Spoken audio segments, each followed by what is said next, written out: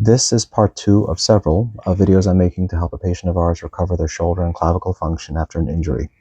The first video covered range of motion and just reactivating the shoulder blade. This is more to do with applying that range of motion, stability and motor control, all that good stuff, towards more directly useful movement, in this case the Turkish get-up. So, in the pure sense, one can simply practice the Turkish get-up technique, right? Deload from whatever you were good at doing, or if you didn't know how to do one, hey, guess what? Now's a good time to learn. I'm doing it slowly in this video as a reference so that you can see the individual steps. That being said, there's plenty of good videos out there that can kind of break down the steps further.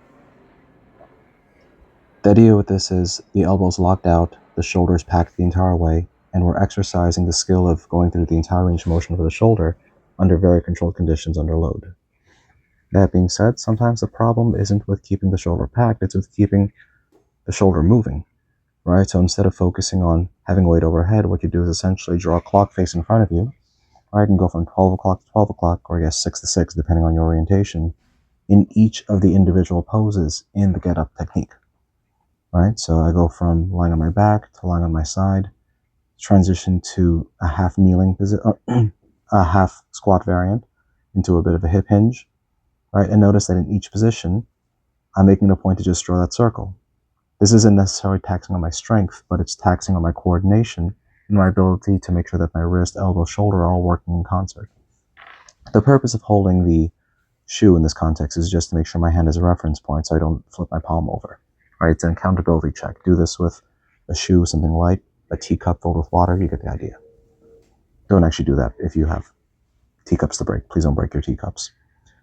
Now, another variant, really challenging your ability to press out of disadvantaged positions, is you can do the Turkish get-up and kind of write the rules differently this time. You're going to actually press in each of the positions. You're obviously going to do this with a lower weight than usual, because the goal here isn't necessarily to be strong, it's to find out where your system is weak. So take a light kettlebell and essentially practice pressing in positions that are not typical for you. The good news is, if you've been training already, then you can kind of tell these are just variations of a one-arm overhead press or a one-arm side press. But the idea is, again, you're reintroducing skills that you already have after the injury. Yeah. Take it nice and easy. Remember, do this with a weight that's lower than typical. And if this is relatively straightforward for you, then you can expand back to your more traditional movements, whatever they happen to be. And that's essentially it.